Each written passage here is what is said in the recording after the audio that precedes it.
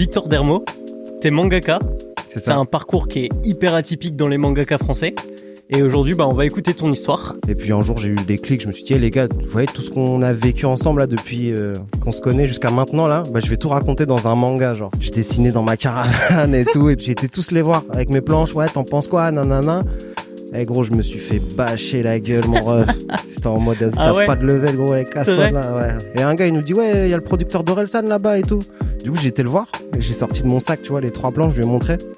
Il m'a dit, vas-y, continue de faire ton truc, tu vois, tu vas percer, tu vois. Et là, j'ai compris, je suis rentré à Caen. Et je me suis dit, je vais monter une équipe, on va faire un manga maintenant. Alors aujourd'hui, c'est un épisode tout à fait particulier parce que pour la première fois du podcast, je retourne un épisode. Il y a plusieurs raisons. Déjà, il y avait un gros problème de matos qui fait que l'interview, elle était peut-être pas aussi qualitative que d'habitude en termes fonctionnels. Et aussi que de ton côté, il s'est passé plein de choses. Ouais, c'est vrai. Quand je dis de ton côté, c'est du côté de Victor Dermo. T'es mangaka. C'est ça. T'as un parcours qui est hyper atypique dans les mangakas français. Et aujourd'hui, on va écouter ton histoire. Victor, ton histoire, elle commence où? Mon histoire, elle commence à Caen, dans ma petite ville de Caen, en Normandie. Je suis né, j'ai grandi là-bas, tu vois, c'est vraiment mon coin. Et voilà. Mon manga, il se déroule là-bas aussi. C'est un manga qui est semi-autobiographique. Ouais. Qui a connu plusieurs versions. Ouais. Ce manga, il a commencé à voir le jour pour une raison particulière. Ouais. C'est que t'as repris le dessin quand t'avais à peu près 19 ans. Ouais, c'est ça. C'est ça? Parce que t'as arrêté le dessin pendant une dizaine d'années presque. J'ai arrêté le dessin pendant une dizaine d'années, ouais. En fait, j'ai même pas arrêté le dessin j'ai commencé à dessiner professionnellement vers mes 19 ans, tu vois. Okay. Jusqu'avant, j'étais dans autre chose, quoi. Et cette raison, moi, c'est un truc qui me fascine. On en avait déjà parlé la première fois, mais c'est le fait que t'aies recommencé le dessin par une relation un peu épistolaire. Tu vois, ça envoyait des petites lettres. Ah ouais, et ok. Et ça gribouillait. C'est le parlu, mon pote. Ouais, j'ai des potes qui étaient en prison et on s'écrivait des lettres, tu vois. Et puis, à l'époque, ils faisaient du rap en plus. Ouais. Et dans les lettres, j'ai commencé à les griffonner un peu, tout ça. Et puis un jour, j'ai eu le déclic. Je me suis dit, les gars, vous voyez tout ce qu'on a vécu ensemble là depuis qu'on se connaît jusqu'à maintenant là. Je vais tout raconter dans un manga, genre, tu vois. Ouais. Et ça a commencé comme ça. Parce que toi, c'était culture du manga. Ouais, moi je suis un mec du manga. Je suis en 94. Ouais. Ça veut dire que j'ai grandi avec ça, tu vois. Ouais. J'ai toujours été dans les mangas. Après, j'ai eu une grosse période au niveau du collège. Quand j'avais 14 ans, c'était la vague, c'était 2008. C'était la vague Japan Mania, la Skyblock, tout ça, tu vois. Les mangas, ça devenait à la mode. Genre vraiment doucement, le Japon, tout ça, le visual kei, tout ça. Et à ce moment-là, moi, j'ai pris la baffe en pleine tête. Je suis devenu un geek de fou. Ah ouais? Ouais, en fait, je pense que, tu vois, j'étais dans une réalité qui me plaisait pas trop et j'ai commencé j'étais un geek, tu sais, au sens propre du truc, quoi. Qu'est-ce que t'entends par réalité qui te plaisait pas trop? En fait, moi, j'ai perdu mon meilleur pote très jeune, tu vois. Okay. Et du coup, je pense que ma période de deuil, tu vois, c'était un peu compliqué. Quand t'es gosse, tu vois, c'est compliqué de faire la part des choses. La mort, tu vois. Ouais. La mort, c'est dur. C'est un truc qui a été un peu déclencheur de vouloir vivre autre chose.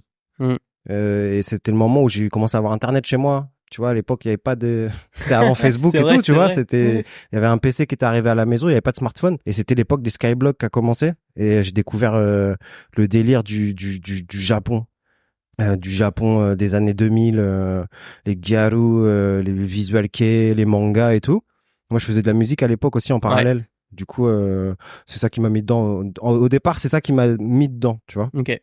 Après, quand t'es ado, tu te cherches, tu vois, tu cherches ton style, nana. Et après, en fait, la vie, elle m'a rattrapé. Je suis parti dans autre chose. J'ai laissé tomber ça et je suis revenu vers les mangas vers 19 ans. Quand j'ai voulu commencer à faire mon truc, quoi. Et il y a une anecdote qui est ouf. Enfin, moi, je la trouve ouf. La manière dont tu la racontes, c'est la personne qui t'a un peu encouragé à aller plus loin, à continuer dans ce truc-là. C'est quand t'es parti chercher ton pote à la gare qui sortait de prison. Ouais. T'avais quelques planches, esquisses de planches au feutre et tout, tu me disais la fois dernière. Et là, tu vois Ablai, un mec des cafés, comme tu dis. Un mec des cafés, hein. Ouais. Il était posé à la gare. Moi, j'ai déjà raconté cette anecdote-là, mais c'est comme ça qu'on s'est rencontrés en fait avec Ablai. Et il venait de sortir l'album Casseur Flotteur avec Aurel à l'époque, mais il venait juste de sortir, tu vois. Et là, j'avais 20 ans, je pense. Et moi, à 20 ans, j'habitais dans une caravane, tu vois. Ouais. Ma vie, c'était 8 Mile, gros. Je dessinais dans ma caravane et tout. Et puis en fait, je sais pas comment c'était arrivé, mais quelqu'un, il avait laissé le CD Casseur Flotteur chez moi, tu vois. Mais du coup, j'avais que ce CD-là. Et tu écoutais en boucle. Je l'écoutais en boucle, j'avais que ça, tu vois. Mon pote sort, je vais le chercher à la gare. Et l'album, il est sorti depuis 4 jours. Ouais. Et ça fait 4 jours, je le saigne, je le connais par cœur. Et un gars, il nous dit, ouais, il y a le producteur d'Orelsan là-bas et tout. Du coup, j'ai été le voir. Et j'ai parlé avec lui, tu vois, en mode bien joué l'album, lourd ce que vous faites, tout ça. Et à l'époque, je lui avais dit les gars, ils aiment bien les mangas et tout. Il me dit ouais, c'est des fous des mangas. Et je lui ai dit moi j'ai fait un manga moi. Il me dit quoi, comment ça et tout. Et j'ai sorti de mon sac, tu vois, les 3 planches, je lui ai montré. Il m'a dit vas-y, continue de faire ton truc, tu vois, tu vas percer, tu vois. Et en gros, je pense qu'à l'époque, j'avais besoin d'entendre ça. Moi, j'avais jamais. C'était un projet presque secret, tu vois. C'était un truc hyper intime, tu vois, entre moi et mes potes qui sont au placard. J'avais pas. Puis ça raconte ta vie, tu vois, ça a une dimension forte. Ouais, de fou. Mais tu sais, je pensais pas pouvoir en faire un truc parce que déjà il y avait pas trop de délire manga en fait, manga français, tu vois, il y avait pas de scène. Parce que là on parle de quelle année? Là, on parle de 2016. Il y a 10 ans, non?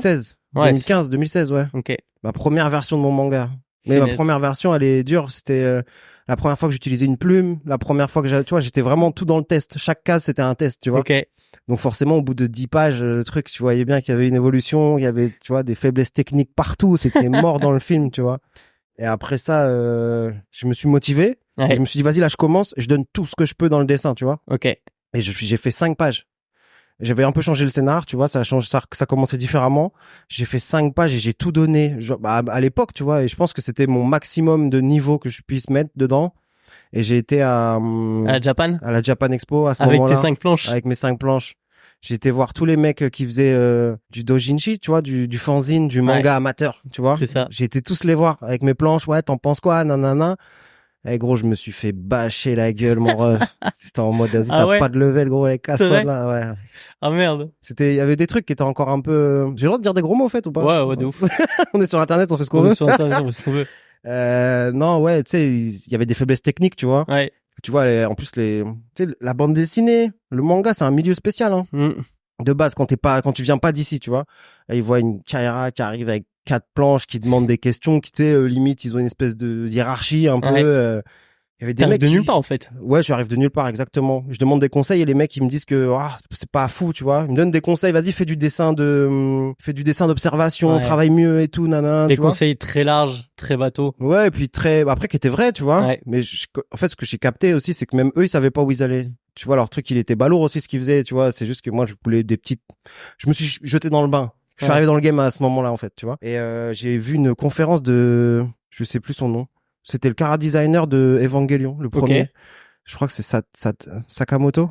Shinichi Sakamoto, je crois. Non, ça c'est un mangaka qui fait Avalanche. Ok, ouais, rien à voir. Hein, je suis un ouf. Je confonds les noms. Mais en gros, j'ai vu sa conférence. J'étais par hasard, en gros, tu vois. Et ça a tout changé. Ah ouais? Pourquoi? Ouais, parce qu'en fait, il parlait. Déjà, il a pas fait de conférence. Il a dit au public, posez-moi des questions, tu vois. Et j'ai capté qu'en gros, lui, il était character designer. Je savais même pas ce que ça voulait dire. Et que dans une production, il y avait un chara designer, un mec pour les décors. Il y avait toute une industrie derrière. Exactement. Il y avait des postes précis à chaque truc, tu vois. Moi, mon délire, c'était les décors. Moi, j'aimais trop faire les décors. Je trouvais ça trop stylé. Je prenais la gare en photo de Caen, tu vois. Je la faisais à la plume. C'était magnifique. Enfin, moi, je trouvais ça lourd. Les personnages, chara design, c'était pas trop mon délire. Et là, j'ai compris. Je suis rentré à Caen. Et je me suis dit, je vais monter une équipe. On va faire un manga maintenant. J'ai pris un character designer, un mec du storyboard, un mec qui travaillait dans le cinéma à l'époque, et on s'est dit vas-y, on va faire un premier chapitre là, je vais faire 20 pages, tu vois, et je torche tout ça. T'as créé ta petite industrie. J'ai fait mon industrie direct. Mais après moi j'ai toujours été très équipe. Là ça fait 10 ans que je fais ça, tu vois. J'ai toujours été très très entouré, tu vois. Et très vite, je veux pas perdre de temps, tu vois. C'est un truc, ça prend 8 ans à apprendre. Alors qu'il y a des mecs qui le font trop bien, ils ont le talent pour ça. C'est pas grave. Tu vois, quand t'es un artiste, je pense qu'il faut pas avoir un ego surdimensionné à penser que tu vas être le meilleur partout. S'il est meilleur que toi, prends-le, fais-le taffer avec toi. Un peu en mode chef d'entreprise. Mais moi, je suis ça, gros. Moi, je suis un hustler, poteau, depuis que j'ai... T'as pas lu mon histoire? Depuis que j'ai 15 ans, je vendais déjà le truc, tu vois. Moi, j'ai toujours été... T'es un commercial. Ouais, commercial, entrepreneur, tu vois. C'est important, hein. C'est nécessaire, moi, je pense aujourd'hui pour les artistes d'avoir un côté entrepreneur. Ah, mais complètement, parce qu'il y a une concurrence. C'est la base. Surtout que maintenant, tu vois, avec le fait que peu importe, t'es artiste, ton travail est visible dans le monde entier. Mais ça veut dire que t'es en concurrence avec le monde entier. Ah, je sais pas. D'une certaine manière, tu vois, les barrières du visuel avec les réseaux et tout, elles sont hyper réduites. Genre, tout le monde peut voir ton travail. Et du coup, tout le monde peut aussi voir le travail de tout le monde. Tout le monde voit pas ton travail aussi. Tu vois, aujourd'hui, t'es dans un délire où faut que t'arrives à catch des gens. Exactement. C'est plus un défi, tu vois. Tu vois, c'est ça que j'essayais d'amener. C'est que, en fait, toi, tu peux faire la différence sur plutôt un mode de fonctionnement au-delà que de l'art pur, tu vois. C'est pas très bien vu, ça, hein. Je vais pas dire en France, mais genre, ça, ici, ils veulent que tu sois un artiste, ok? Faut que tu sois un mec écorché, et t'occupes pas des produits dérivés, t'occupes pas des contrats. Toi, ton taf, c'est de faire les meilleurs, tu vois. Moi, je suis pas dans ça, gros. Moi, c'est le business et l'art, c'est intrinsèquement lié, tu vois. Ça fait partie de mon histoire et ça fait aussi partie de la culture hip-hop. Tu vois, la culture hip-hop, c'est un truc qui, de base, avec des bouts de ficelle, t'arrives à construire quelque chose. Quand t'as rien, essayer de embellir un truc, tu vois. Parce que toi, c'est ton influence. Le hip-hop? Ouais. Bah ouais, de fou. À fond. Ouais. Mais on en reparlera après parce que je pense qu'il y a des petites anecdotes assez marrantes par rapport à ça. Par rapport au hip-hop? Bah, ça passe sur des radios, le lendemain, ça livre des sushis. Exact. L'enfoiré. Ah, c'est ça. C'est exactement ça. On va garder un semblant de chronologie. Là, on est donc tu fais cette première Japan. Ouais. Et après, je crois qu'il y a un voyage au Japon. Un premier voyage au Japon qui arrive. Alors, je fais la première Japan pour rencontrer les gens et tout. Ensuite, je me mets sur mon manga, là. Formule 20 pages, tu vois. Ouais. Et je me barre au Japon en 2016 pour la première fois, voyage de 3 semaines, tu vois, avec la petite meuf, un petit truc touristique et tout. Cool de ouf. Ok. Et quand tu reviens, il me semble que tu mets ton manga chapitre par chapitre en ligne. Ouais. En fait, quand je suis rentré, j'ai décidé de publier mon chapitre 1 gratuitement sur Internet. Et ça prend de ouf parce qu'il y a une certaine plateforme qui le republie. En fait, il y a plein de trucs qui se sont passés, mais c'était stratégie. Ça faisait partie d'une stratégie. Tu vois, je sais qu'on va en parler après, mais on va en parler maintenant. Vas-y. Benjamin Perret. Ouais. Je le rencontre pile poil juste avant de partir au Japon. La première fois? Ouais. Ok. J'avais pas fini mon chapitre 1, tu vois, j'avais fait quelques pages et je lui ai dit je pars au Japon et quand je reviens, on avait établi un plan, tu vois.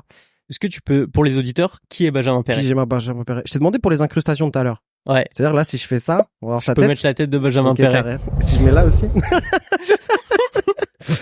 Benjamin Perret, c'est un grand de mon quartier, qui a fondé une maison d'édition qui s'appelle Pix and Love et qui, tu vois, on s'est rencontrés par une connaissance. Il savait que je faisais des mangas et du coup, il connaissait un pote à lui Benjamin en l'occurrence, qui avait vécu au Japon, qui était dans l'industrie, tout ça, et qui pouvait potentiellement me donner des conseils. Et on s'est rencontrés et ça a tout changé. Ouais. Ça a tout changé. J'ai établi un plan. Parce qu'il a structuré l'idée, en fait. Tout. Ouais. En fait, déjà, ça m'a rassuré sur le fait que j'étais pas fou. Tu vois, que j'avais une idée, j'avais envie de faire un truc et je savais pas si ça allait marcher. Parce que, tu vois, un mec comme Ablai, par exemple, quand je le rencontre, il voit que je me donne dans quelque chose, mais c'est pas un connaisseur de manga, lui. De ouf. Tu vois, quand je montre à mes potes. Mais il voit l'énergie. Ouais, il capte l'énergie, tu vois. Et quand je vois mes potes, je leur montre, forcément, je suis le meilleur dessinateur qu'ils connaissent, donc forcément, c'est bien, tu vois. Parce que t'es le seul aussi. Mais ça veut pas dire que c'est bien. Ouais, ça veut pas dire que ça peut marcher. Quand je rencontre Benjamin, c'est super différent. On établit une stratégie ensemble. Il m'explique comment ça marche le game réellement, côté éditeur, côté public, côté plata aussi, tu vois, l'argent. Et du coup, je reviens du Japon et on décide de publier le manga gratuitement sur Internet. Il y a un site de scan qui le publie. Furio Gang. Non, Furio Squad. Mais ça existe plus, ils l'ont fermé le site. Non. Mais ça, c'était légende, hein. Les gens, ils se rendent pas compte, il s'est passé un truc de fou à ce moment-là. Bah ouais, parce que c'est publié là. Mais du coup, c'est repris par d'autres sites de scan. Ouais, par Japscan. Et c'est quoi? C'est en un mois 100 000 téléchargements? Non. Non, la vraie histoire, c'est que je publie mon manga en ligne, gratos, et je donne à tout le monde, les gens de ma ville, tu vois. Moi, j'étais connu, moi, chez moi déjà, parce que je viens de Caen, tu sais, je suis né dans cette ville, tu vois. J'ai attrapé tous les mecs qui faisaient du basket, de la boxe, des autres rappeurs. Et tu sais, j'aurais fait en sorte qu'on partage tous au même moment, tu vois. Et je crois que je fais 4500 téléchargements, au bout de peut-être une semaine, un truc comme ça. Ce qui est très honnête. Ce qui est très très honnête. Attends, faut remettre dans le contexte, on est en 2017, hein. Ouais. Tu vois, on est en 2017, il y a pas TikTok et on n'est pas dans ça, tu vois, on est dans des chiffres, c'est beaucoup, tu vois. Aurel? Ouais. Il me fait un tweet. C'est vrai? Ouais. Il me fait un tweet, allez lire le manga de Victor, il a sorti un manga à 22 ans, il met le lien, tu vois. Est-ce que tu le connaissais déjà à ce moment-là? On s'était parlé déjà au téléphone, je lui avais envoyé mon premier chapitre, après justement avoir vu Ablai. Quand je suis revenu du Japon, j'ai revu Ablai, et là on est devenus potes, il m'a donné plein de conseils aussi, tu vois. C'est vrai? Ouais. Un bon? Ouais, un bon de fou. Aurel, il m'avait fait un tweet. Ok.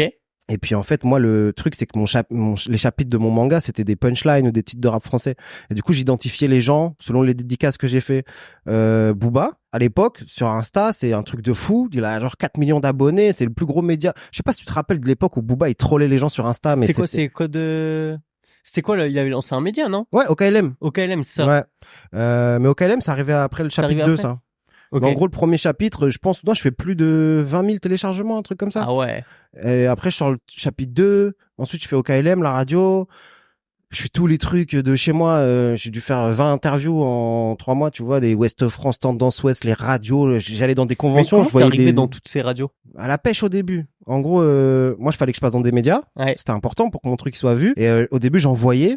à des médias. Et puis en fait, j'ai fait une soirée dédicace de mon chapitre 1. Et ce jour-là, il y avait une dame qui était là, qui travaillait chez Ouest France. Okay. Elle a fait un gros article sur moi. Et tu vois, Ouest France, je savais pas, mais c'est un des quotidiens les plus tirés en fait en France. Tu vois, c'est énorme comme truc. Donc vraie pub. Et donc vraie pub. Et en fait, si tu veux, après tous les autres plus petits médias, après bah forcément ils ont repris l'info quoi. Tu vois, les médias ça fonctionne comme ça. À l'époque, ça fonctionnait comme ça. Tu vois. T'as genre 5 énormes médias et 50 micro-médias, tu vois. Vont décliner. Si t'arrives à en avoir un gros, les autres ils vont suivre, tu vois. De ouf. C'est comme ça que ça marche. Et c'était quoi l'anecdote avec Booba sur laquelle je t'ai coupé là je lui avais envoyé un DM.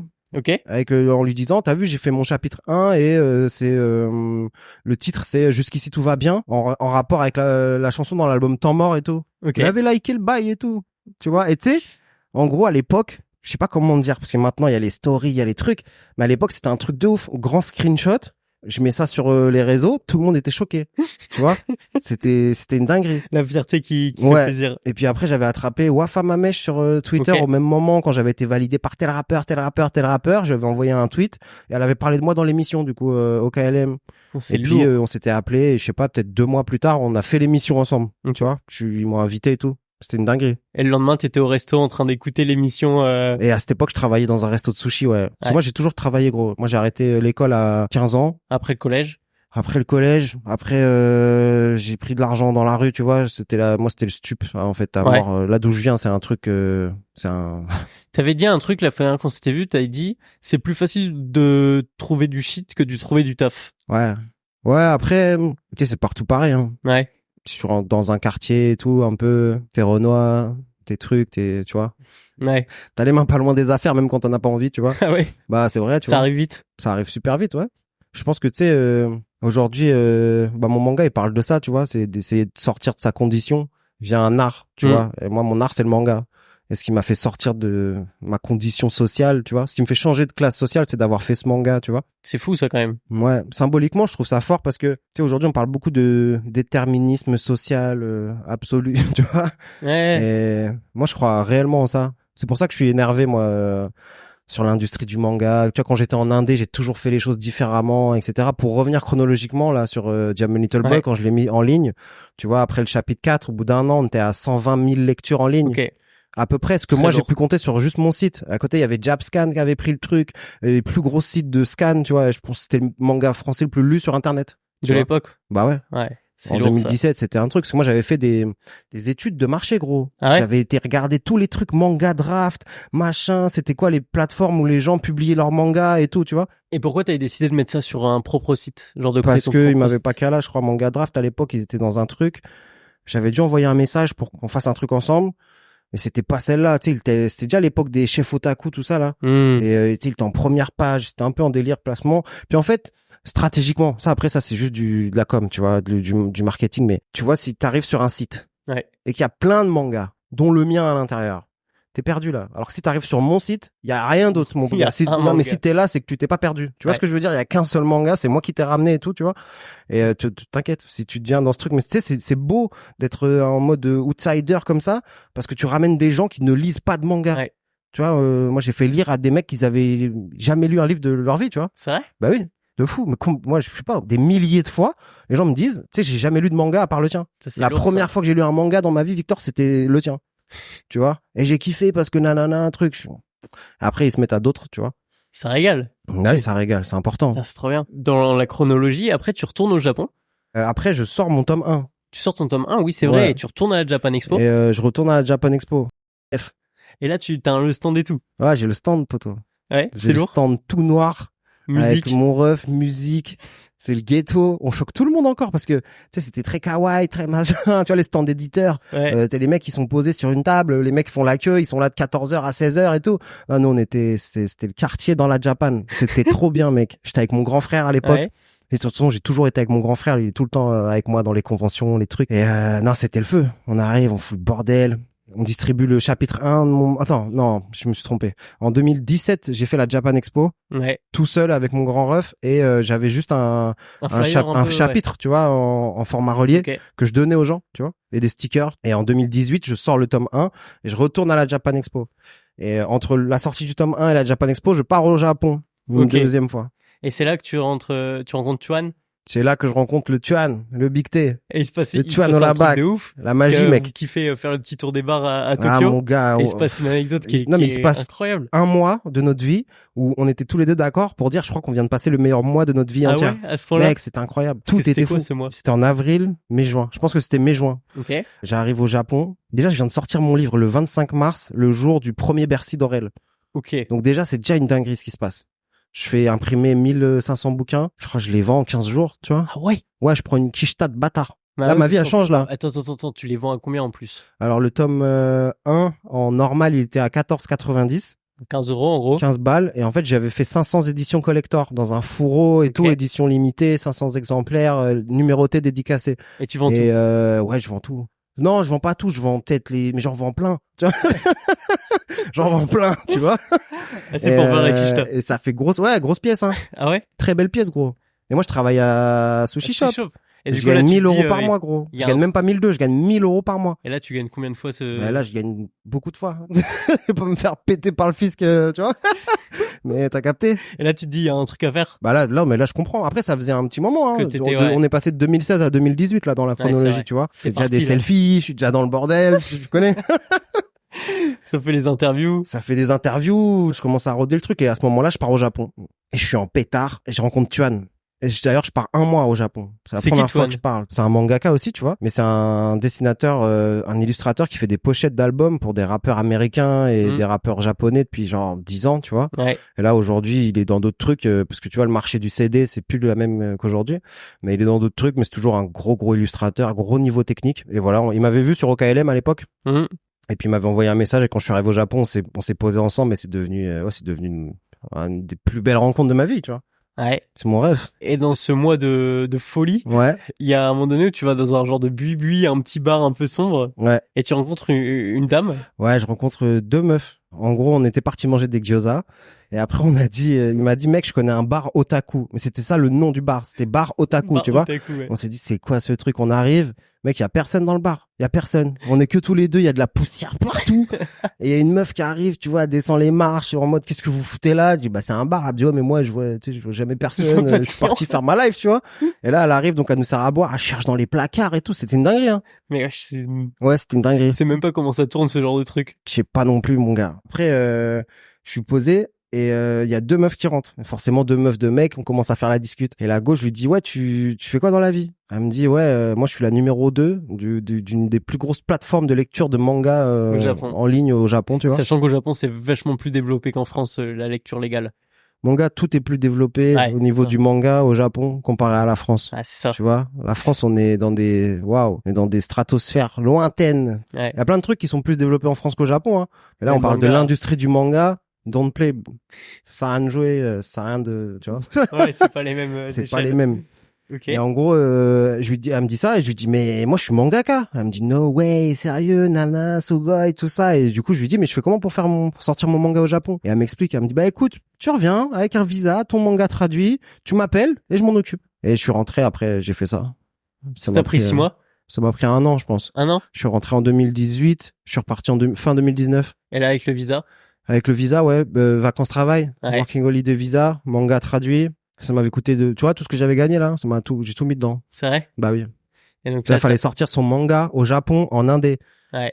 Mec, c'était un truc qui avait jamais été fait, tu vois. Ouais. J'étais en mode, je vais marquer l'histoire, tu vois. J'étais plus pour la ligne sur le CV, tu vois. J'ai sorti mon manga au Japon en totale indépendance. Et à quoi maintenant, tu vois? C'est très très fort. Ouais. Très très fort. Ouais, c'est un voyage où tu pars avec ta meuf, c'est ça? Je pars avec une nouvelle meuf. Ah, chaque fois, je pars avec une nouvelle meuf. Charmeur, le Victor, charmeur. Ah, moi, je suis un pirate, moi. Je suis un pirate. Tu connais. Le pirate des cœurs. Le pirate des Caraïbes, mec. Et t'en profites aussi pour faire, ça, je trouve, c'est fou parce que du coup, t'es en train de faire ton tome 2 aussi. Ouais, à ce moment-là, ouais. Et tu le fais un peu en voyageant dans l'Asie. Ouais, je fais un road trip en Asie du Sud-Est. J'ai fait Japon, du coup, quasiment pendant un peu plus de 8 mois, je pense. Le temps de sortir le manga, de kiffer, de revoir les potes. Après, puis de consommer un peu le visa. Et après, j'ai fait Corée du Sud. Ok. J'ai rencontré Papsan là-bas. C'est vrai? Ouais, j'étais là-bas. Enfin, c'est lui qui m'a accueilli quand je suis arrivé là-bas. Gros big up à lui d'ailleurs. Après, Laos, Vietnam, Cambodge, Indonésie. Lourd de ouf. Ouais, c'était cool. Hein. Ça dessinait dans des resorts et tout. Le tome 2, j'étais en pétard. Qui m'a fait beaucoup rire, c'est que la dernière fois, tu m'avais dit, Heureusement qu'il y a eu le Covid pour le tome 2. Après, quand je suis rentré en France, ah oui, je suis rentré en France, il y a eu le Covid direct. Ouais. J'étais... Il y avait des affaires à rattraper. Ouais, mais ça m'a arrangé, moi. T'es ouf. Ça m'a arrangé bien. Donc ça a pas changé grand chose à ma vie, en fait, le fait d'être confiné, moi, tu sais, j'étais déjà mangaka, en fait. Il y avait un manga à faire. J'étais déjà confiné. T'étais déjà confiné de base. Ouais, je te jure. Donc là, ça enchaîne sur le tome 2. Ouais. Avec la fameuse technique de la rétroscopie. Ouais. Tu faisais déjà sur le tome 2 ou c'est arrivé que avec Vega Dupuis? Ah non. En gros, moi, c'est là, si on doit parler technique, tout mon tome 1, je l'ai fait à la main. Ouais. Avec la plume et tout, machin, tu vois. J'avais même pas de PC, hein. Ouais. Mais j'avais déjà des assistants. J'avais Kenza et Léo, ouais. Ok. Et en gros, moi, je faisais tout mon ancrage. Après, j'envoyais aux assistants. Et ils faisaient les trames, les aplats, etc. Ensuite, j'ai fait le tome 2. En équipe. Ouais, toujours. C'est important. Équipe à fond DLB Gang. DLB Gang. Ensuite, j'ai fait le tome 2 en full sur iPad. Ouais. Sur Procreate, précisément. Et moi, j'ai toujours taffé, tu vois, quand tu te rappelles quand on remonte en arrière, là, quand je t'ai dit, j'ai monté une équipe à l'époque pour faire mon premier chapitre, et ben, j'ai fait beaucoup de photos, moi. Je faisais comme si des scènes de tournage, quoi. Tu vois, quand je voulais raconter une scène comme là, par exemple, j'appelais un pote, je disais, vas-y, viens, on va se mettre là, toi, tu te mets dans un fauteuil, moi, je mets une caméra là, je prends des photos pour avoir les bonnes proportions, tu vois, et gagner du temps, en fait. Ouais, c'est super important, c'est le temps dans le processus. Faut aller vite. Faut que ce soit lourd, et il y a des trucs où, quand on parle, genre, techniquement de dessin, t'as 3 étapes, tu vois, tu vas avoir le croquis. Avant le croquis, c'est plus une esquisse, tu vois, une esquisse un peu dégueu, tu vois, pour placer dans l'espace. Ensuite, tu passes au croquis, composition, croquis, voilà, qu'il soit propre. Et une fois ça, tu passes à l'ancrage. Ouais. Mais là, tu passes direct à croquis, quoi, tu vois. Non, croquis, tu vois, croquis, tu passes au croquis direct avant ton ancrage et ça te fait gagner du temps de fou les photos. Et puis moi, c'est un manga réaliste aussi. Ouais. Donc, faut que ce soit le plus réaliste possible, tu vois, que à la fenêtre, s'il y a une rayure, faut que tu la vois, tu vois. C'est très, très. Ouais, je vois. C'est une technique que Inyo Asano il fait beaucoup. Inyo Asano. Il fait des photos et après il les retravaille sur. Kengo Anazawa aussi, tu vois, Sakamoto. Ouais. Du coup aussi, c'est des mecs qui font du manga réaliste en fait, tout simplement. C'est ça. Et ça fourmille de détails, c'est lourd de ouf. Donc là le tome 2. Le tome 2 sort en 2021. Sur un crowdfunding ou? Non, j'ai jamais fait ça moi. Ouais. Non. Tout seul. Sorti de la poche. C'est vrai? Ah oui, mon gars. Merci Sushi Shop. C'est pas eux qui m'ont, hein. C'est pas eux qui m'ont financé, je te le dis, hein. Non, j'ai tout envoyé, moi. Tu sais, le tome 1, il m'a coûté, si on doit parler de chiffres et tout, tu sais, moi, le tome 1, il m'a coûté 18 500 €. Ah ouais? Ouais. Putain. Il m'a coûté. Ouais. Tu vois, avant de prendre 1 €, j'avais claqué tout ça déjà. Ouais. J'étais en pétard. De ouf. Il fallait pas que ça arrête. Non, mais j'avais pas le choix. De toute façon, tu sais, moi, j'avais pas le choix. C'est ça que je dis toujours aux gens. Tu sais, moi, j'ai pas de plan B. Moi, c'était soit à Sushi Shop, et encore avant ça, hein. Tu sais, c'était soit la prison, soit, tu vois, soit j'allais prendre 10 piges, ou j'allais mourir, ou soit j'arrivais à sortir de mon truc grâce à ça, tu vois. Et Dieu merci, ça a été le manga, tu vois. Mais quand tu viens de là, et que tu te lances dans un projet comme ça, bah, c'est sûr que t'as rien à perdre et que tu peux que envoyer, tu vois. Et quand tu mets 18 500 balles, par exemple, ça peut faire une somme, mais c'est le prix d'une voiture. Ouais. Tu vois, il y a plein de gens à 25 ans, ils achètent leur première caisse à ce prix-là. C'est le prix d'un apport pour une maison. C'est quand même pas une somme non plus. On parle pas de 100K, tu vois. Oui, bien sûr. Mais c'est un investissement. Mais il faut mettre toutes tes couilles dedans. Ouais, moi j'ai tout mis dedans, tu vois. Je savais que ça allait le faire, tu vois. Putain, c'est trop bien. Et le tome 2 il sort. Ouais. Là, je l'ai déjà mentionné au début de l'interview, c'est la manière dont tu faisais pour faire connaître ton manga, c'est que t'allais voir énormément de gens, énormément de rappeurs. La fois dernière, t'as lâché des blasts, tu disais, j'avais été voir MHD. Ça, c'était au tome 1, ça. C'était au tome 1 déjà? Non, ça, c'était au chapitre même, au départ. Chapitre. Au départ, les chapitres. Ben, tu vois, mon premier chapitre. Ouais. Je te dis, je parlais avec Booba. Je parlais avec Aurel et tout. J'étais déjà dans ce truc-là. Ok. Je parlais avec les 7 geckos, je parlais avec tout en fait, moi, ma cible de base, les lecteurs que je voulais, c'était, les gens qui écoutent du rap. Ouais. Tu vois? Donc, fallait que je touche leurs idoles, en gros. Tu vois, c'était ça le. Et comment tu faisais pour les atteindre, ces gens-là? C'est Internet, hein. Internet, t'envoyais des DM et tout. Après, quand j'ai commencé à être vraiment avec Aurel et qu'on a vraiment traîné ensemble, c'était autre chose, tu vois. Ouais. Mais, à l'époque, les premiers trucs, c'était Internet, c'est tout, hein. Il y avait que ça, de toute façon. Si, bah, après, des tweets, des trucs, tu vois, moi, j'étais très, très dans la stratégie d'Internet de base. Parce que j'avais pas de thunes. Tu vois. Donc, fallait que mais des fois, je faisais 4 heures de train pour un retweet. Ah ouais? Je te jure, c'est vrai. Comment ça? Bah, je prenais le train, j'allais à Paris pour croiser un gars qui peut-être allait être dans la soirée de tel mec. qu'elle allait me faire rentrer, que je parle avec le gars, je lui dis tata, je lui montre, je lui déballais mon truc. Tous les frérots, les Holkinry, tout ça là, eux, je les ai rencontrés à Dragon Ball Symphonic Adventure. À l'époque, c'était un gars qui s'appelle Shahid qui m'avait invité là-bas. Dès qu'il m'a invité, le moindre youtubeur, le moindre gars qui vivait, j'allais le voir. J'avais un discours. Alors j'ai fait un manga, c'est un pont entre la street et le rap. J'essayais de pitcher Max le truc, je lui montrais le dessin, il me disait ouais, carré, lourd. Et si tu veux donner la ce fort, tu connais, on est ensemble, tu vois. C'était celle-là. Moi j'étais un forceur de l'extrême, ma gueule. J'avais pas peur. Non. Pourquoi j'aurais peur? Mais je sais pas, tu vois, genre, faut oser, tu vois. C'est prendre des risques. Genre, quel risque? Bah, tu fais 4 heures de train, etc. Et au pire, il se passera quoi? Je vais pas mourir, c'est pas grave, je vais dire un truc. C'est vrai. Mec, t'as une énergie, hein. C'est celle-là, l'esprit shonen, là, que les gens, ils disent tout le temps, là. C'est ça aussi. Il faut aller chercher ton truc. Tu vois? Qu'est-ce qui peut t'arriver de pire? En vrai, au pire, ça va marcher. Après, si tu tentes rien, t'as rien. Tu vois, c'est Benjamin qui m'avait dit ça. Il m'a dit, tu sais, gros, comme un mec qui va pêcher, tu vois.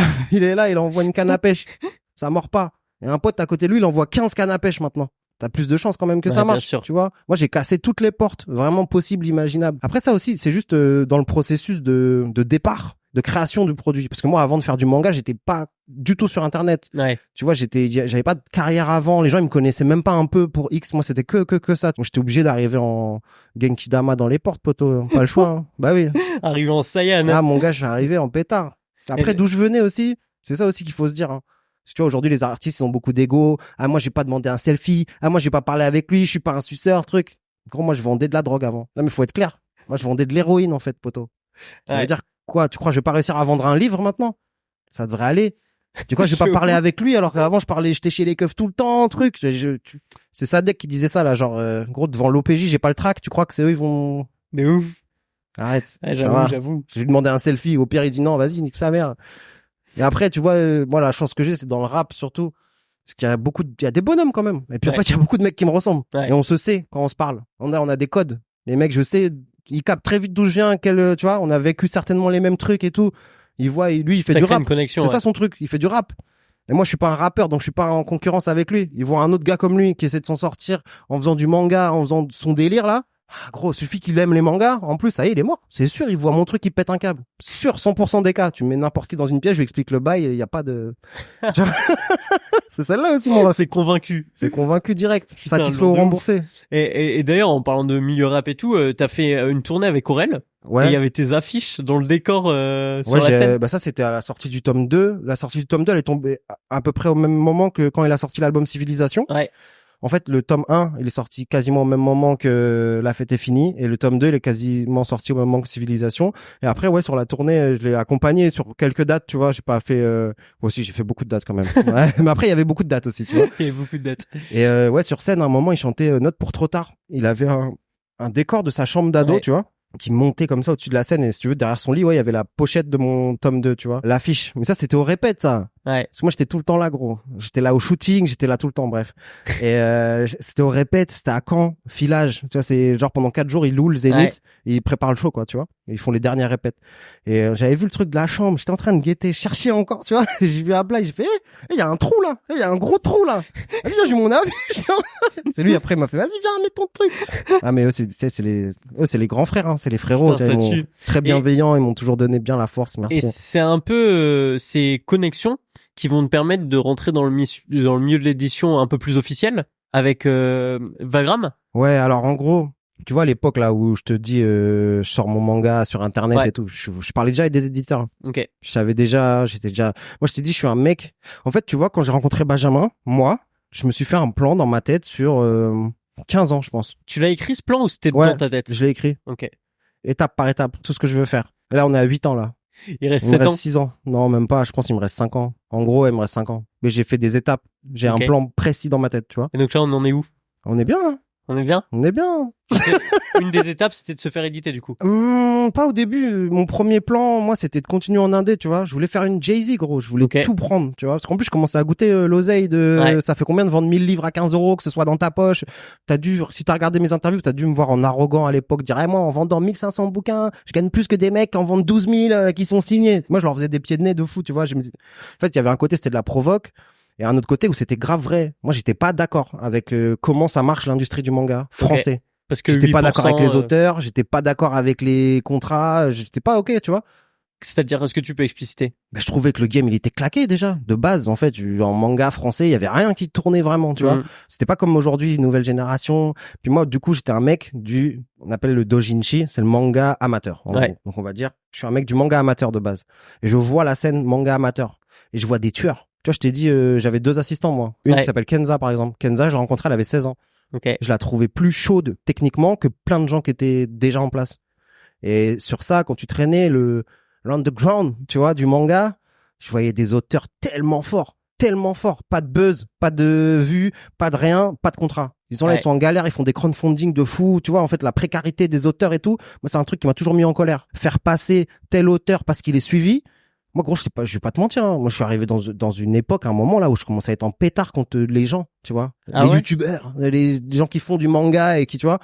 Toi, tu viens parce que t'es connu. Du coup, c'est pour ça que j'accepte ton manuscrit et que nanana. Je trouvais que ça puait la merde. Parce que c'était pas bon. Voilà. Donc, j'ai pas voulu signer. J'ai bâché plein d'éditeurs, moi. Okay. Pour des questions de contrat, de trucs. Même, tu vois, tu disais tout à l'heure, moi, je suis dans l'équipe d'Aurel. Combien de fois j'arrivais dans un bureau?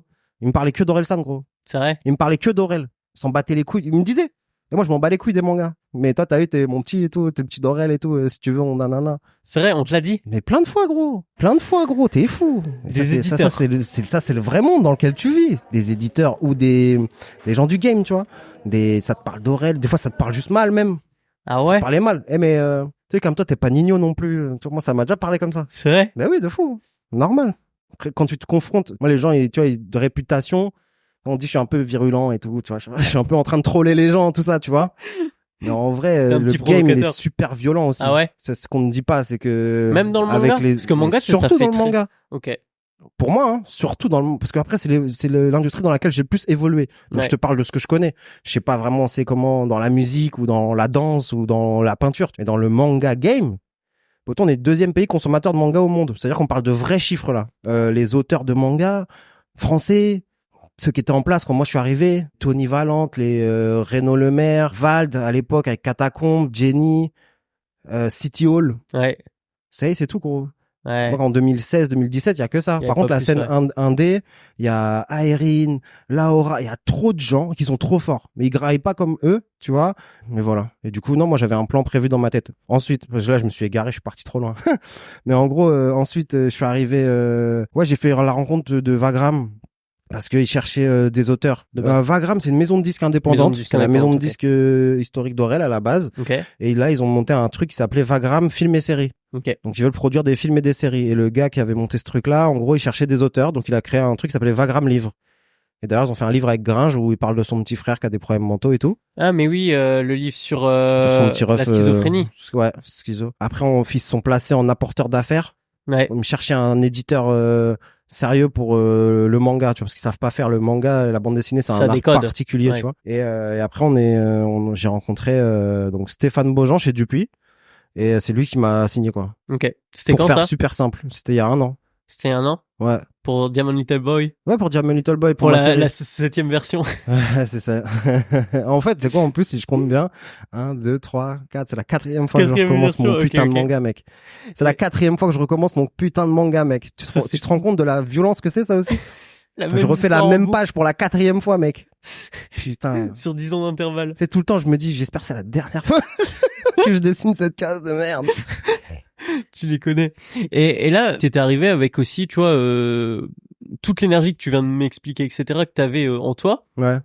T'arrives, tu veux pas signer un contrat genre classique, tu vois. Non, bah après, ça aussi, c'est un marché. Tu vois, l'édition, les signatures d'artistes, c'est un marché. C'est un game aussi, ça. C'est un game bien particulier. Et ça marche pas comme on imagine. Ok. Tu vois, moi, là, 80% du temps, fin d'interview, tu donnerais quoi comme conseil à quelqu'un qui veut se faire publier? Tu vois? Ouais.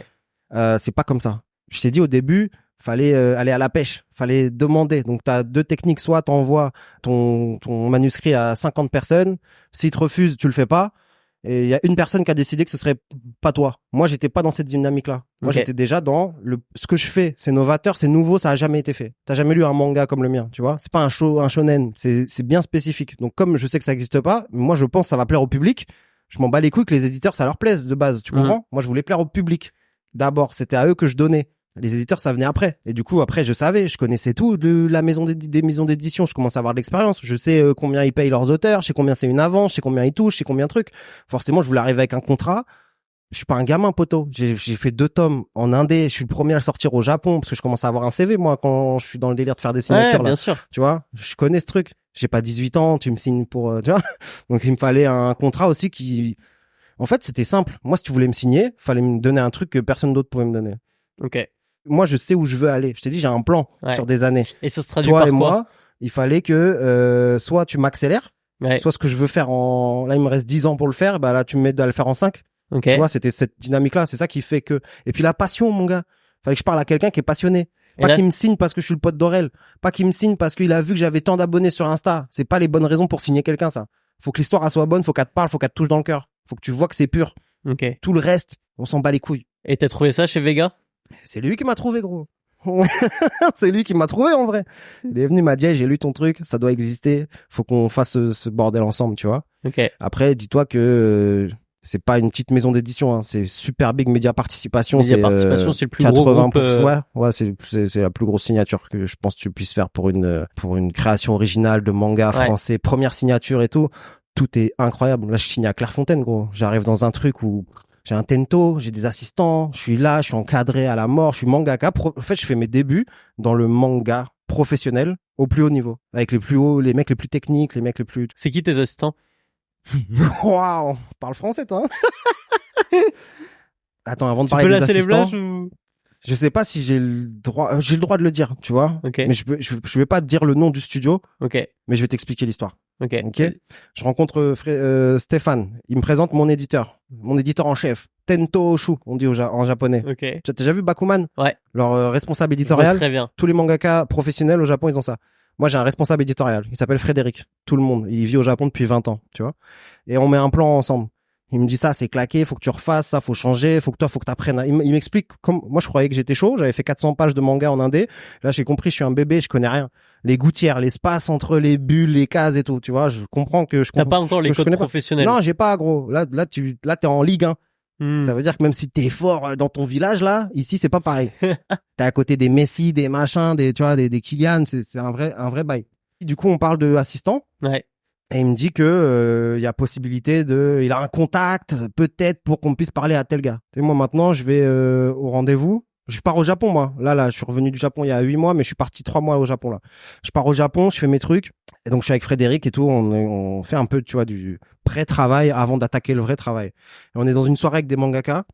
Et il me dit, ouais, la semaine prochaine, on a rendez-vous avec tel monsieur qui potentiellement va vouloir travailler avec nous pour être des trucs d'assistant, tu vois. Okay. J'arrive au rendez-vous, mais en fait, c'est pas un rendez-vous organisé parce qu'il est déjà fait, c'est un casting, poteau.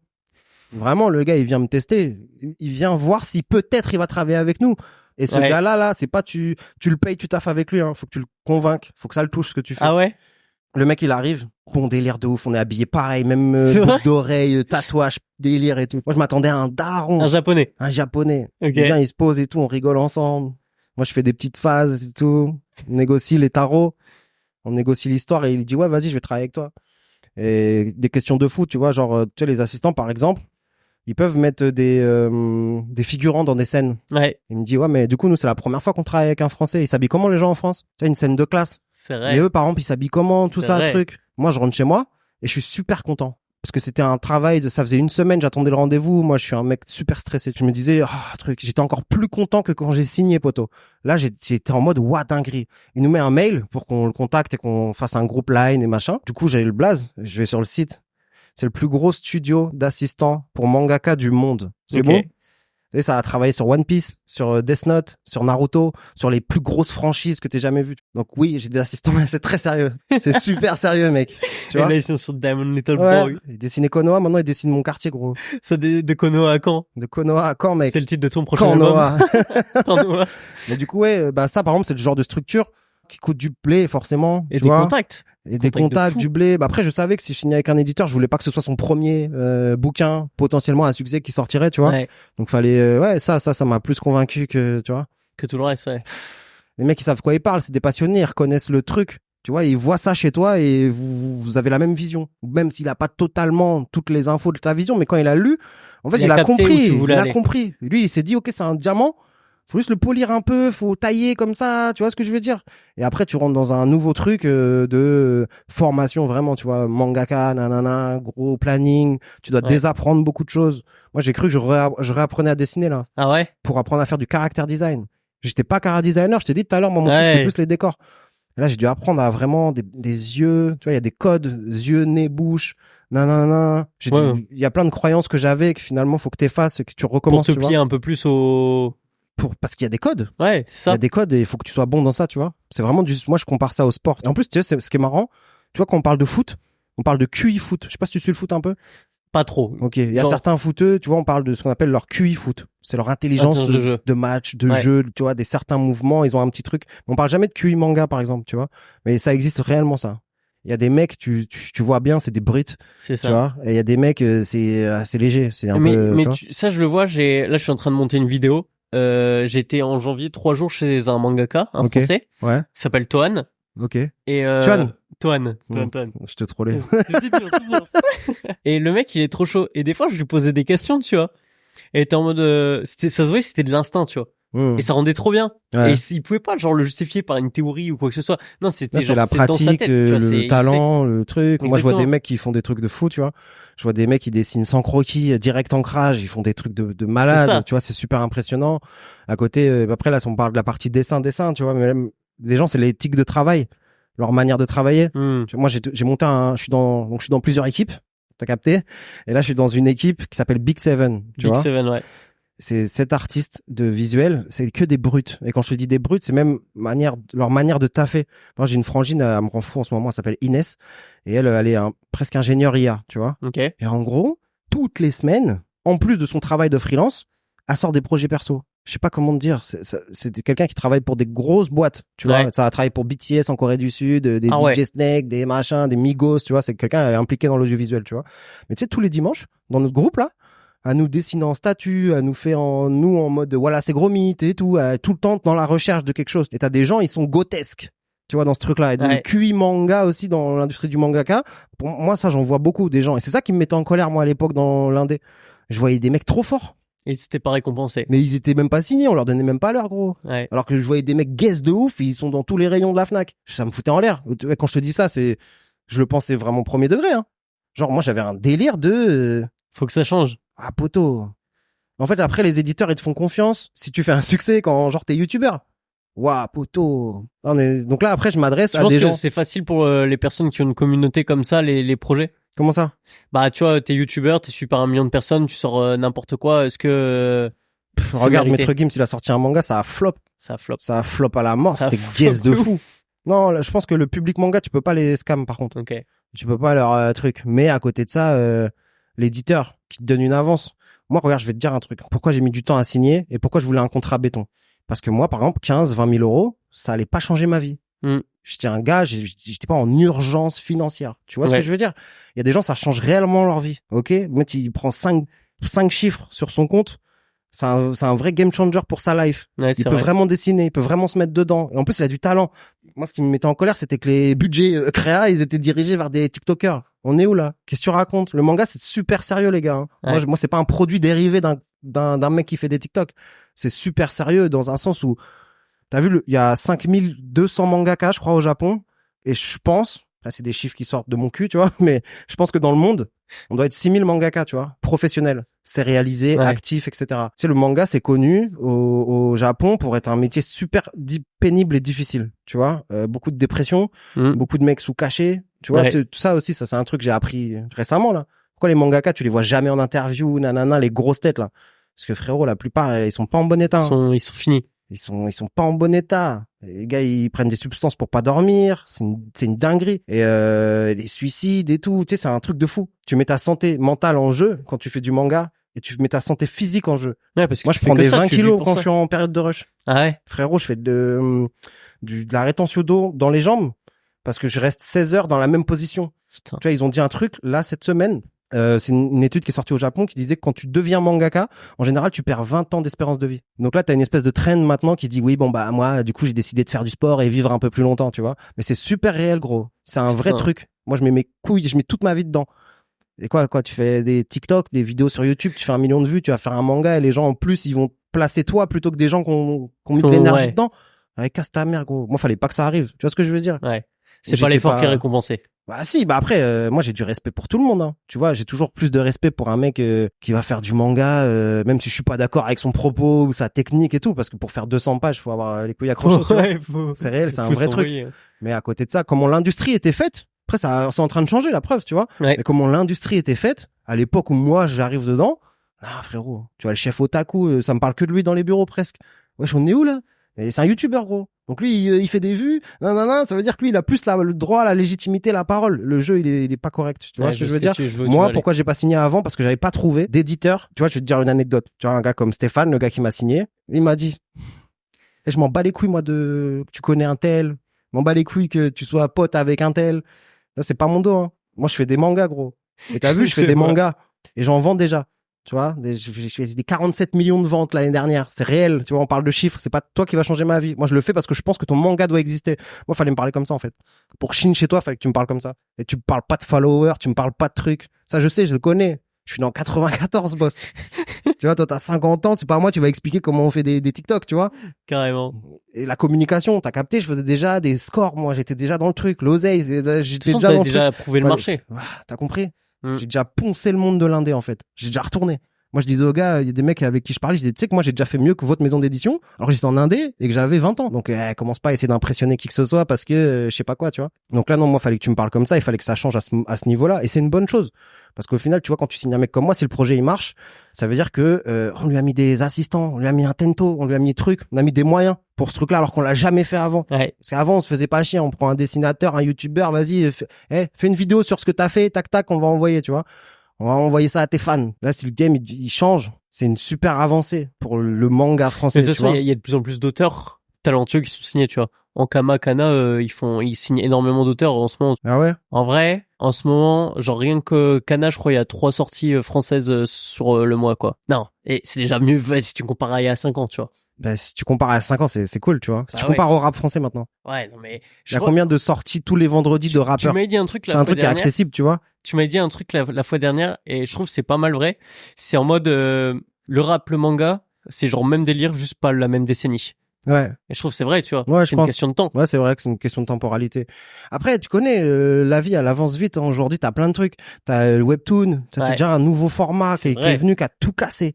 Qui a tout brisé, les adaptations, Netflix, machin, truc. C'est beaucoup de webtoon maintenant. T'as ce truc-là, t'as l'IA qui arrive, photo. On n'en parle pas de ça, mais dans quelques temps, il y a des gens, ils vont être au chômage, là. C'est quoi ton avis sur ça? Sur quoi? Sur l'IA? Ouais. Pour les artistes. Je te parle pas, sur la productivité, tout ça, je m'en fous. Non, mais je pense, je vais pas me faire d'amis. Mais la vérité, je pense que l'IA, si on parle de production visuelle, par exemple, je pense que ça met en danger. Faut prendre avec des pincettes ce que je vais dire, hein. Mais je pense que ça met en danger seulement les freelances. Ouais. Tu vois, les gens qui font de l'animation. Si on doit prendre des animateurs, par exemple. Un animateur qui est intervalliste. Tu vois, entre 2 pauses clés, boum, si on met une IA, maintenant, on n'a plus besoin de lui. Ça, c'est réel. Si je dois, enfin, pour moi, le délire de freelance, ça, c'est chaud. Et d'un autre côté, l'IA, je trouve que c'est comment dire? Et il y a des gens, ils croyaient pas en Internet, par exemple. Ouais. T'es au courant, il y a des gens, ils disaient ça marchera jamais. Clairement. Mais l'évolution, elle gagne toujours. La question, c'est pas est-ce que je suis pour ou est-ce que je suis contre. C'est juste que c'est là, en fait. C'est là. Et quoi? Et quoi? Je vais faire le mec? Non, moi, j'ai toujours pas de téléphone. Je suis pas dans celle-là, les smartphones, ça marchera pas, c'est pas mon délire. Bah, frérot, ok, mais tu vis dans un monde qui existe pas, tu vois. Ouf. Après, quand je veux dire des freelances. Mais est-ce que tu devrais lire un manga qui a été fait 100% IA? Non. Mais je pense pas que ce soit possible, hein. Genre, je pense pas que ce soit possible, un manga 100% IA. Mais d'un autre côté, tu vois, par exemple, quand je te dis ça, des freelances. C'est, par exemple, quand tu travailles sur un projet qui est porté par quelqu'un. Ouais. Moi, par exemple, je fais un manga, ok? Je suis pas freelance.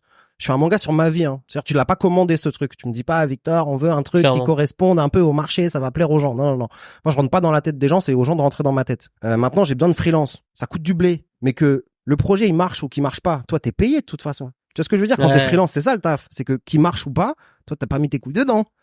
Tu vois, là, tu vas avoir des mecs, ils peuvent porter des projets, j'ai l'impression que ça redistribue les cartes. T'imagines avec l'IA ce que ça peut permettre de faire?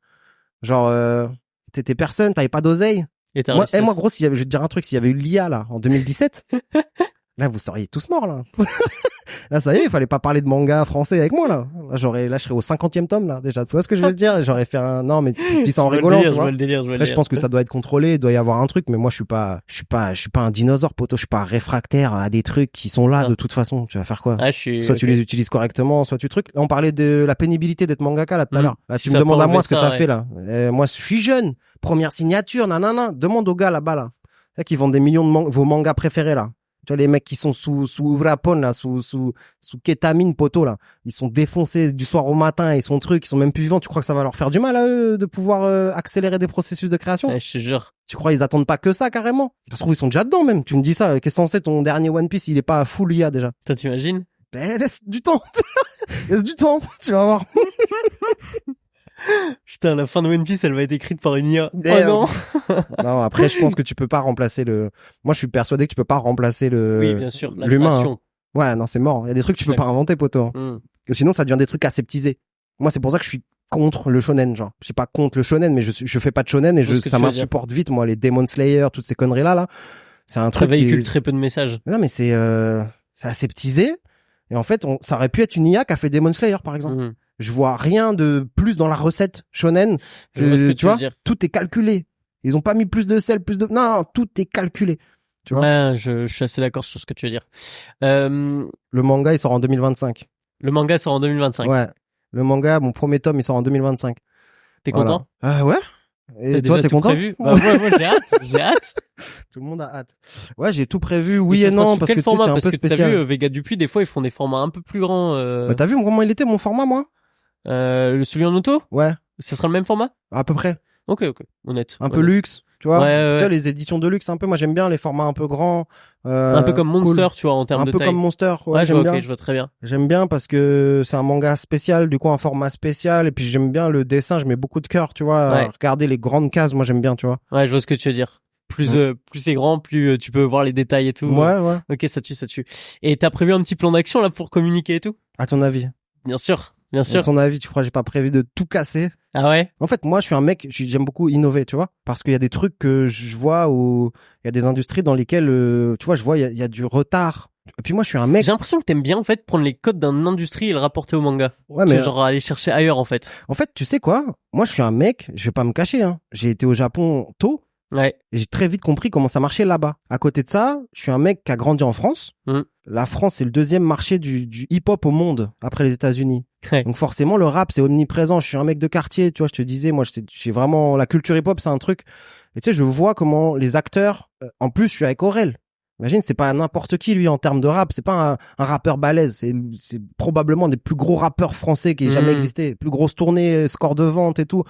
Et eux, souvent, ils s'inspirent de l'industrie du manga, par exemple, ou ce genre de trucs. Bah, c'est vrai, tu vois. C'est vrai. C'est des ping-pong. Comme j'ai ce brassage culturel-là, j'ai l'impression que je vois pourquoi ça marche pas au Japon, pourquoi ça marcherait en France, pourquoi ça marche au Japon et ça marche en France, etc. Et j'essaie de tout accoupler dans mon plan d'action. Ça va être lourd. Ça va être incroyable. Je pense que ça va être légendaire, mec. J'ai hâte de voir ça. Ça va être marrant. Et tu vois, ton manga, il a quand même des codes qui sont les tiens. Ouais. Ceux de Caen, tu vois, ceux du quartier. Les décors et tout, ouais. Est-ce que tu penses que c'est un manga qui, parce qu'en plus, la question, elle se pose presque pas, mais comment ça a été reçu plutôt, ton manga au Japon? Quand je l'ai sorti? Ouais. Parce que tu vois, c'est des codes qui sont très français. Non, c'était spécial, hein, Japon. Je t'ai dit, moi, je l'ai plus fait pour la ligne sur le CV que vraiment. Parce que je pense que j'ai dû en vendre 200 là-bas. C'était déjà incroyable, quoi. Des retours, c'était mes potes, gros. Ouais, c'est ça. Tu connais. Mais en mode, je suis trop en pétard, je kiffe. Là, dernièrement, j'étais au Japon. Et en fait, dans mon équipe, tu vois, j'ai mes potes français là-bas. Ouais. Tu vois, j'ai mes refs de fou. T'as un peu le quartier des artistes. J'ai mon quartier. J'ai mon gang au Japon, qui sont francophones. Ok. Et j'ai mon gang japonais. Okay. Japonais, tu vois. Et dans tout ce secteur-là, en gros, des fois, ouais, je suis arrivé en soirée, un mec qui m'a dit, mais j'ai acheté ton manga, je connais ce que t'as fait, tu vois. Mais ça n'a rien à voir comparé à ici, comparé à comment ça va ressortir aussi, c'est important. Ok, trop lourd. Et tu te vois sur combien de tomes, là? 5. 5 histoires finies? Je sais pas. En fait, déjà, faut les faire, les 5. Faut les faire. C'est ça qui est dur. Toi, faut voir où ça t'emmène. De production? Ouais. Ouais, moi, je suis catastrophique, mec. Là, tu vois, là, je parle avec toi, je suis à Paris parce que c'est la Fashion Week. Ce soir, j'ai une soirée avec les Vincent Cassel, tout ça, tu vois. Moi, je suis un lifer, gros. Après, je dis ça, je rigole, mais faut savoir prendre du temps pour se... Parce que t'as besoin de vivre à côté. Ça dépend, parce qu'en gros, je bégaye trop pour répondre à ta question. Mec, j'ai déjà fait des 18 pages en 5 jours. Ok, très honnête. Tu vois, très honnête. J'ai déjà fait ça. Je connais le rush de fou. Mais t'as vu, moi, mon problème, c'est que j'ai du mal à faire genre 2 pages par jour. Ouais. Tous les jours. T'as besoin d'être dans le rush. Non, tu vois, je suis un mec, tu vois, qui est un peu en dents de scie. Mais c'est parce que là, c'est tout un nouveau process à réapprendre. Oui, parce que c'est une autre manière de là, j'ai dessiner. changé de logiciel, je travaille avec des assistants, c'est d'autres codes. Et donc, c'est un autre process à faire. Fallait juste que je trouve mon train de rythme. Enfin, mon rythme, tu vois. Mais je pense que quand j'ai repris les sensations et tout, là, je pense que je peux tourner à, 2 tomes par an. Ça me paraît pas dégueu, tu vois. 2 tomes par an? Ouais, je pense. Ouais, avec les assistants, ça se fait. Ouais. Lourd Ouais, je de ouf. pense, ouais. Et là, t'en es où? Comment t'as ça, fini j'en le suis terrain? Hein? T'es curieux, toi? Ah, ça taffe. En fait, aussi, faut te dire un truc, c'est spécial, c'est quand t'es signé en série. Ouais. En fait, il faut que t'aies de l'avance. Quand ton tome 1, il sort, faut que tu sois au tome 3 frigo. presque, genre. Tu vois ce que je veux dire? Ou Ouais. que ton tome 2, il soit quasiment fini pour que t'aies un roulement, tu vois. Ça sorte de manière assez fluide, ouais. Exact. Putain, c'est lourd. Est-ce que, je te demande peut-être de te projeter beaucoup, mais t'as sorti tes 5 tomes, tu considères que ton histoire, elle est finie, tu dois aller sur d'autres histoires? Déjà. Parce que toi, tu es assez spécifique, tu racontes ton histoire. Ouais. Ce que je veux dire, c'est, si tu veux aller sur, des histoires un peu plus fantaisistes, tu vois. J'ai un plan. La réponse à toutes les questions. J'ai un plan, mec. J'ai un plan. Parce que déjà, attends, faut te dire, c'est pas une simple mission, là, que j'ai, tu vois. Là, c'est pas, t'as sorti 5 tomes, ça va. Moi, je veux sortir 5 tomes, devenir le symbole d'une génération, du manga français. Je veux tout baiser, tu vois. Je veux une adaptation, tu vois. S'il faut, j'en veux 2 adaptations. Tu vois, s'il faut, j'en veux 3.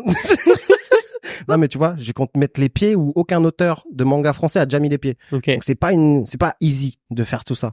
Tu vois, une fois que t'es sorti de ce truc-là, qu'est-ce qui va se passer après l'avoir sorti dans je sais pas combien d'autres pays aussi, parce que ça c'est aussi un truc qui est important. C'est une volonté. C'est DLB, mec. Si ça parle en France, tu crois que ça va pas parler aux States? De ouf. Tu crois que ça va pas parler à Londres? Tu crois que ça va pas, peut-être c'est déjà, tu vois? Peut-être c'est déjà organisé. Ok. Tu comprends? Donc déjà il y a ça. Après, qu'est-ce qu'on va pouvoir faire après? J'ai un petit truc qui trotte dans ma tête depuis des années. Genre j'ai étudié beaucoup les franchises. Moi en fait ce que je voudrais faire vraiment avec Diamond Little Boy, c'est créer une franchise, tu vois. Une franchise? Ouais, une franchise. Un peu comme Marvel, genre en mode Non, un peu genre comme Harry Potter, genre OK. Enfin, c'est pas une petite franchise Harry Potter, mais tu vois, des films, s'il faut de la musique, moi je suis un passionné de produits dérivés. J'aime trop les fringues, j'aime trop ce truc et j'aimerais bien avoir un DLB, écosystème en fait, tu vois. Lourd. Donc ça c'est important. Et après, sinon, j'ai beaucoup étudié ce qui marche en termes de franchise, soit Harry Potter, Hunger Games, tous les shonen possibles qui ont marché. Et j'ai une petite idée de ce que j'aimerais faire, mais il faudrait énormément de pognon. Si c'était un autre projet manga, genre, ce serait pas que manga, ce serait même un peu interactif, un peu cross-média. Ce serait multimédia mais il faudrait énormément d'argent. Mais bon, si ça marche ce que je fais, peut-être que je pourrais faire ça après. Mais c'est un délire, tu sais, balèze comme un Squid Game, un truc de fou, tu vois. Un truc qui résonne. Ouais, mais sinon, non, je suis pas un freelanceur, moi. Moi, je suis un auteur qui marche à l'émotion. Je fais des trucs parce que je les vis, tu vois. Quand tu me dis t'es fort et tout en manga, en rapidité, d'exécution, moi, gros, je vais rien foutre pendant 5 jours, tu vois. Il va se passer un truc. Là, vas-y, je vais tout arracher pendant 3 semaines, tu vois. Je suis un mec qui fonctionne à l'émotion plus qu'à la demande. Lourd. Ça, c'est compliqué aussi dans mon industrie avec les gens avec qui je travaille. Moi, tu commences à me demander des trucs. Ah, mec. Ça te saoule. C'est le Big V, là. C'est DLB Gang, mec. C'est pas comme ça que ça marche. Moi, je pense que je t'envoie mon meilleur truc, tu vois. Et ça peut pas être aseptisé ou, tu vois. Moi, par exemple, je suis un mec. Vega Dupuis, je m'en cache pas. Tu vois, mais tu peux pas changer une ligne de mon scénario, par exemple. Tu peux pas changer un plan de truc. Tu peux le rendre meilleur. Tu vois, tu peux le changer parce que c'est meilleur ce que t'as décidé de faire, mais jamais tu vas commencer à tac, tu vois. Moi, je suis une galère, moi. Ils sont sûrs chez Vega Dupuis? Non. Ça va? J'en sais rien. Pas moi, en tout cas. Je sais pas, ils sont sur qui, Boto, mais moi, en tout cas, non, ils me censurent pas. Ok, je vois. La fois dernière, je t'avais posé une question sur des recommandations de contenu à consommer. Ouais. Je pense que tu te rappelles pas du tout de ce que tu m'as dit. J'ai dû te dire plein de séries, plein de films et tout. Ouais, tu m'as dit beaucoup de choses. Ouais, j'ai des raps. Comme d'hab. Moi, une fois que je suis lancé, poto. Je crois que tu m'avais fait 12 recommandations. Ah ouais. Là, t'en veux une? Bah, d'habitude, j'en demande une ou deux, tu sais. Mais là, je suis en ce moment, je suis à fond dans une série, là. Je l'ai fini en une nuit. Ça s'appelle Sanctuary. Et, c'est, sur Netflix. J'ai 7 et 8 épisodes. c'est une Kaira, il devient sumo au Japon. Et c'est trop bien. Déjà, moi, je suis un passionné des sports, je suis un passionné de sport de sumo. Ok. Je kiffe de fou les Yokozuna et tout. J'ai jamais regardé de tournoi en vrai. Mais peut-être cette année, tu vois, quand je vais retourner, on va aller peut-être. Mais sinon, non, j'ai suivi à la télé, dans mon livre, pour la petite anecdote, mon héros, il s'appelle Victor Biamba. Et en fait, Biamba, c'est le nom d'un champion de sumo. C'est pour ça que je l'avais appelé comme ça. Petite ref. Okay. Donc ça, c'est la Sanctuary, la Ronco de série actuelle. Un manga? Un manga. Il y a un gars qui s'appelle Valentin Cerber, tu vois qui c'est? Ouais, bah, très bien. Lui, il est trop méchant, lui. Il a envoyé un one shot là. Ouais. Pfff, ça c'est lourd ça. Parce qu'on n'a pas trop parlé des auteurs de manga français. Ouais, c'est vrai. Ouais. On peut en parler? On peut en parler? Lui, il est trop fort. Ouais. Lui, pour moi, c'est le futur, hein. En fait, moi, tu sais quoi? Il y a une ancienne génération qui me casse un peu les couilles, que je trouve éclatée au sol. Une génération qui est au milieu, un peu comme moi, tu vois, dans les mêmes âges, on est à peu près, que je trouve un peu moelleuse, tu vois. C'est qui l'ancienne génération? Bah, on peut reprendre l'histoire du manga français, hein. Genre, on a commencé, pour moi, le premier mangaka que j'ai connu en librairie, en manga français, c'était Renaud Lemaire, okay. Dreamland. C'était pas fou, je crois, en dessin. Hein. Ouais, mais t'as vu, il a refait. Il a tout refait. Il a tout refait, et après, lui, je parle chronologiquement. Hein. Ouais. Après, attention, faut mettre un disclaimer. Moi, je respecte tout le monde. Tu vois, gros, ça fait 20 ans qu'il tient la baraque, Renaud Lemaire, c'est réel, il a 23 tomes, je crois, un truc comme ça. Ça, gros respect, c'est lourd. Tome 22, là, qui sort dans 22, 10 jours. C'est une dinguerie. Force à lui, mais c'est pas ma cam. C'est pas ta cam, ok. Et même techniquement parlant et tout, on me fait pas trembler du tout. Tu comprends ce que je veux dire? Quand on parlait de brut tout à l'heure, de QI manga, là, je le mets pas dans ce truc-là, tu vois. Ok, ça marche. Après, quand je trouve, ils sont passés direct à City Hall ou un truc comme ça, c'était des mecs qui savaient plus dessiner déjà, tu vois. C'était lourd.